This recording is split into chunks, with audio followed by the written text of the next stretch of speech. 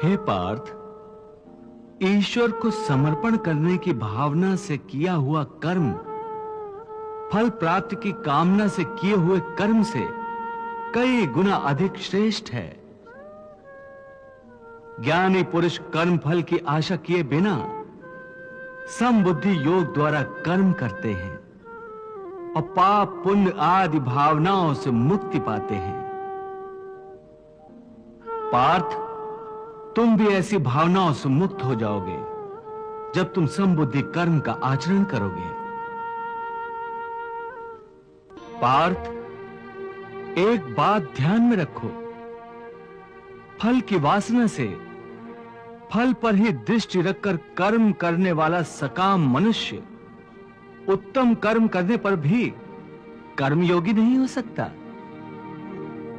ऐसे मनुष्य को ख्याति आदि लाभ प्राप्त हो सकते हैं, किंतु उसे परमात्मा और शांति प्राप्त नहीं हो सकती। हे केशव, मनुष्य को पाप पुण्य दोनों बंधन कारक है। दोनों से भला बुरा प्रारब्ध बनता है। प्रायश्चित द्वारा पाप से मनुष्य मुक्त हो सकता है, परंतु पुण्य से वो मुक्त कैसे होगा? हे अर्जुन, पाप पुण्य, सुख दुख, यश अपयश आदि भावनाएं साधारण मनुष्य के लिए हैं, परंतु जो कर्मयोगी होते हैं वो इन भावनाओं से मुक्त होते हैं, आलिप्त होते हैं। कर्मयोगी अपनी अंतरात्मा की आवाज को परमात्मा का आदेश मानकर आचरण करते हैं। इसमें कहां आती है पाप पुण्य की भावना? हे पार्थ, यदि तुम मोह के अधीन हो गए हो तो निष्काम कर्मयोग कैसे अपनाओगे? तुम्हारी बुद्धि पर जो मोह के अंधकार का पटल छा गया है उसे ज्ञान के प्रकाश से हटा दो और अपनी बुद्धि को मोह के दलदल से बाहर निकालो। हे पार्थ, मोह बुद्धि का अज्ञान होता है और इसी अज्ञान के कारण मनुष्य भौतिक आकर्षण में फंस जाता है। वो जानता नहीं कि देह तथा समस्त भोग नश्वर हैं, मिथ्या है। जब मनुष्य सत और असत अथवा नित्य और अनित्य का भेद जान जाता है तब वो निरासक्त हो जाता है। उसे किसी भी चीज का आकर्षण नहीं रह जाता। इसका दूसरा अर्थ है मोह का त्याग करना तथा मोह का लोप होने पर मनुष्य किसी भी प्रकार से किसी भी वस्तु की ओर आकर्षित नहीं होता। हे पार्थ, यथार्थ ज्ञान की प्राप्ति होने के बाद मोह का त्याग होता है। आत्मिक योग बल में वृद्धि हो जाती है। योग बल के कारण मन स्थिर हो जाता है। हे मधुसूदन, ये स्थित प्रज्ञ क्या होता है, इसे समझाओ। पार्थ, दुख भोगते हुए भी जिसके मन में उद्वेग नहीं होता और न ही जो सुख की लालसा रखता है तथा जिसके हृदय में क्रोध, मोह, भय आदि विकारों के लिए कोई स्थान नहीं होता, वो मनुष्य स्थित प्रज्ञ है। हे पार्थ, स्थित प्रज्ञ महापुरुष सुख दुख प्रत्येक अवस्था में आत्मिक शांति प्राप्त कर लेता है। परम आनंद में लीन होने से ऐसे मनुष्य को दुख और सुख कभी विचलित नहीं करते। ऐसे स्थित प्रज्ञ मनुष्य का मन उस दिए की भांति होता है जिसकी लौ स्थिर होती है, कभी डोलती नहीं। प्रभु, दिए की लौ अधिक समय तक अचल और अडोल तो रहती नहीं। वो हवा के हल्के से झोंके से भी तड़पने लगती है। प्रभु ये उपदेश दे रहे हैं कि मन को स्थिर रखने के लिए मन की कामनाओं को लगाम देना चाहिए। यदि कामना को लगाम न दी जाए तो एक कामना से दूसरी, फिर दूसरी से तीसरी कामना जन्म लेती रहती है और यह सिलसिला कभी खत्म नहीं होता। जैसे जब किसी व्यक्ति के पास घर न हो तो वो मनुष्य एक झोपड़ा की कामना करता है। झोपड़ा मिल जाता है तो उससे बड़ा घर चाहता है, फिर उससे भी बड़ा घर, और फिर राजमहल की कामना करता है। उसकी एक ही कामना असीम रूप लेकर बढ़ती रहती है। तो फिर मनुष्य इन कामनाओं को कैसे लगाम दे सकता है? इसका सही और सरल उपाय यह है कि मनुष्य मन में संतोष पैदा करे।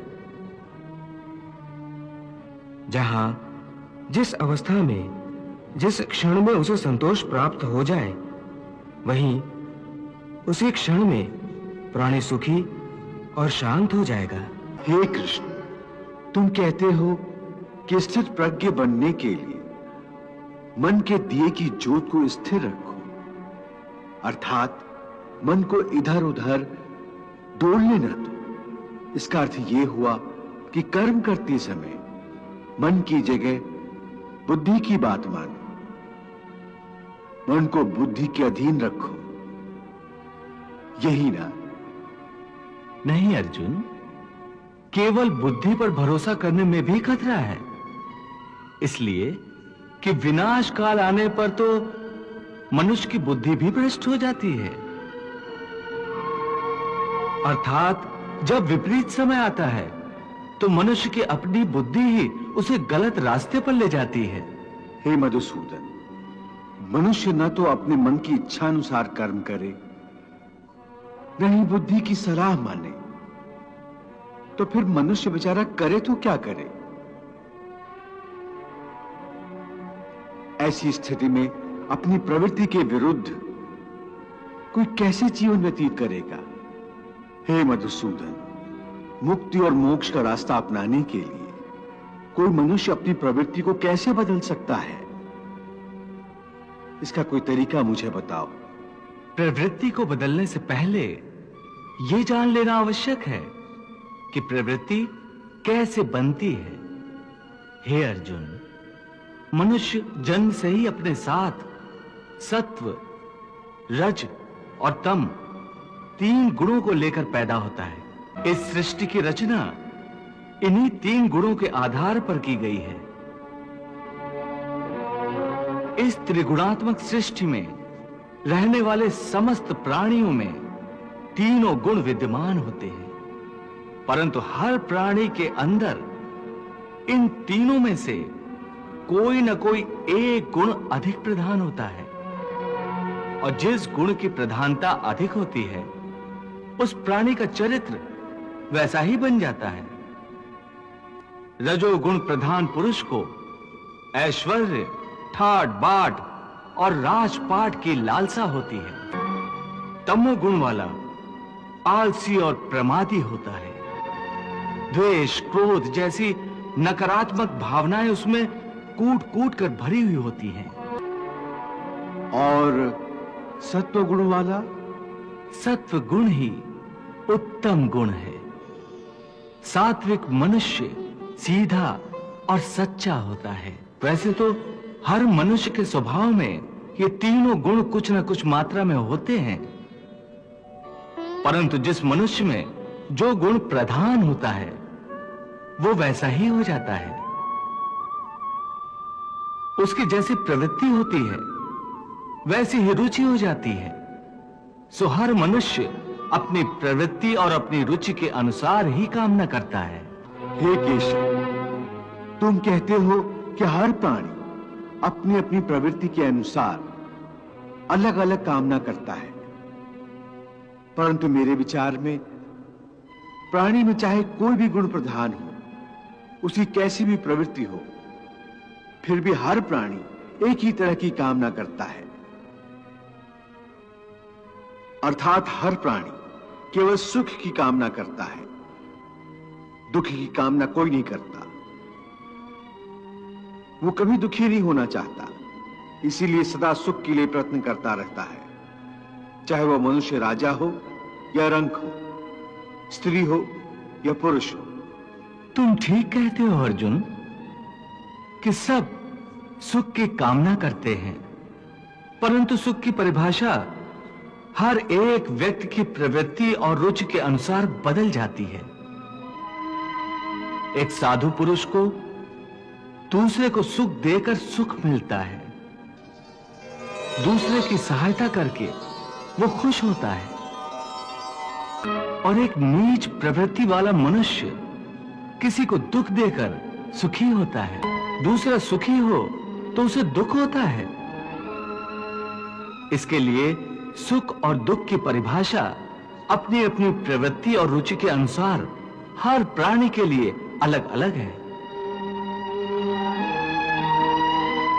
वैसे भी क्या किसी को स्थायी सुख प्राप्त होता है? नहीं होता। ना सुख स्थायी है, ना दुख स्थायी है। परंतु हे केशव, क्या सुख स्थायी नहीं हो सकता? सुख स्थायी कैसे हो सकता है पार्थ? ये संसार तो परिवर्तनशील है, यहां हर क्षण परिवर्तन होता रहता है पार्थ। परिवर्तन तो प्रकृति का नियम है, यहां कोई भी वस्तु स्थायी नहीं होती। हमारे शरीर की अवस्थाएं भी स्थायी नहीं है, फिर सुख और दुख कैसे स्थायी हो सकता है? इसका अर्थ है कि सुख के साथ साथ मनुष्य को दुख भी भोगना पड़ता है। हां पार्थ, सुख और दुख एक ही चक्र के दो अर्ध भागों की भांति हैं। यह चक्र चलता रहता है, चलता रहता है।